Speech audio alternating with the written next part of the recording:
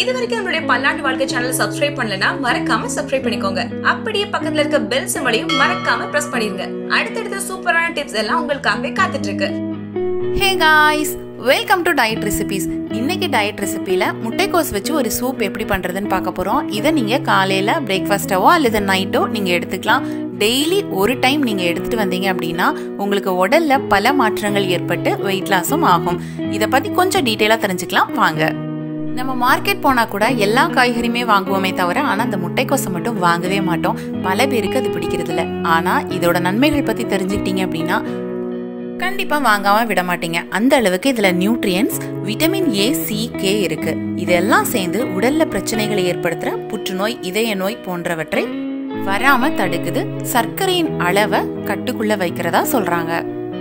இதுல அளவுக்கு அதிகமான நார்ச்சத்து இருக்கிறதுனால மலச்சிக்கல், செரிமான பிரச்சனை வராம பாதுகாக்குது. இத ரொம்ப அளவுக்கு அதிகமா வேக வைக்க கூடாது. அப்படி அதிகமா வேக வைக்கும் போது அதுல உள்ள சத்துக்கள் எல்லாமே வெளியே போயிருது. முடிஞ்ச அளவுக்கு இதை அரவேக்காட்லயோ அல்லது பச்சையா சாப்பிடுறது ரொம்ப நல்லது. அல்சரை குணப்படுத்துற குளூட்டமைல் இதுல அதிகமா இருக்கிறதுனால அல்சர் இருக்கிறவங்க டெய்லி முட்டைக்கோஸ் ஜூஸ் போட்டு குடிக்கிறது ரொம்ப நல்லது. அதிகப்படியான விட்டமின் சி இருக்கிறதுனால நோய் எதிர்ப்பு மண்டலத்தை வலிமைப்படுத்தி உடல்ல நோய் தாக்காதவாறு இது பாதுகாக்குது. அது மட்டும் இல்லாம பீட்டா கரோட்டின் அதிகமா இருக்கிறதுனால கண்புரை வராம தடுக்கலாம். உடல் எடையை குறைக்கணும்னு நினைக்கிறவங்க தினமும் 1 கப் அளவுக்கு முட்டைக்கோஸ் அல்லது சூப் குடிச்சா உடலை ஆரோக்கியமான முறையில் குறைக்கலாம். ஒரு பவுல் முட்டைக்கோஸ்ல 22 கேலரிஸ் மட்டும்தான் இருக்கு. குறைந்த கேலரிஸ் இருக்கிறதுனால அதிகமா சாப்பிடுறத நம்ம தடுக்கலாம். உடல் எடையை குறைப்பதற்கு லகுவா இருக்கும். இந்த டிப்ஸ் எல்லாம் கண்டிப்பா உங்களுக்கு யூஸ்ஃபுல்லா இருந்திருக்கும்னு நினைக்கிறேன். இப்ப வாங்க இந்த சூப் எப்படி பண்றதுன்னு பார்க்கலாம். பேன் நல்லா ஹீட் ஆனதுக்கு அப்புறமா 1 டீஸ்பூன் அளவுக்கு நல்லெண்ணெய் ஊத்திக்கலாம். உங்களுக்கு எந்த எண்ணெய் விருப்பமோ அதை சேர்த்துக்கலாம்.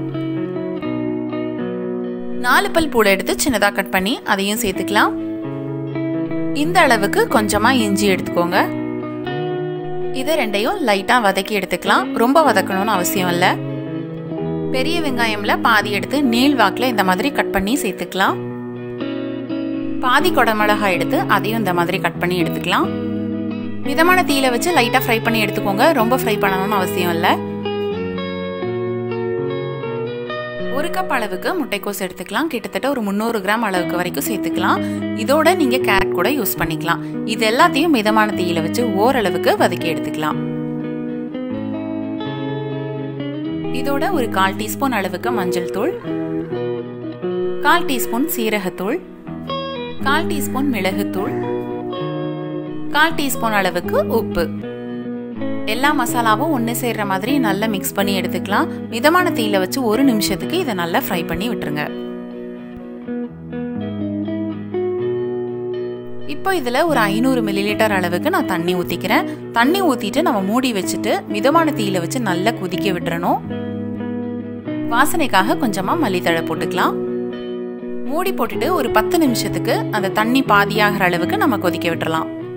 அந்த தண்ணி பாதியா வத்தி அந்த சூப்போட பதத்துக்கு வந்துருச்சு. முட்டைக்கோஸ் ஓரளவுக்கு வெந்திருக்கு, ரொம்ப வேகலை, பார்க்கவே ரொம்ப அழகா இருக்கு. கண்டிப்பா நீங்களும் இதை ட்ரை பண்ணி பாருங்க. ரொம்ப வயிறு ஃபுல்ஃபில்லா இருக்கும். உங்களுக்கு பசி எடுக்கிற ஃபீலிங்கே இருக்காது. அந்த அளவுக்கு இது ஒரு சூப்பரான டயட் சூப் தான். சில பேர் காலையில விட நைட் நல்ல வயிறு ஃபுல்லா சாப்பிடுவாங்க. அந்த மாதிரி இருக்கிறவங்க கண்டிப்பா இந்த சூப்பை நீங்க ட்ரை பண்ணி பாருங்க. நல்ல வயிறும் ஃபுல்லாகும், தூக்கமும் நல்லா வரும். இதே மாதிரி டயட் ரெசிபிஸ் உங்களுக்கு தொடர்ந்து வேணும்னா நம்மளோட சேனலை சப்ஸ்கிரைப் பண்ண மறக்காதீங்க. மீண்டும் ஒரு நல்ல டயட் ரெசிபியோட நான் உங்களை சந்திக்கிறேன். Thank you, bye bye.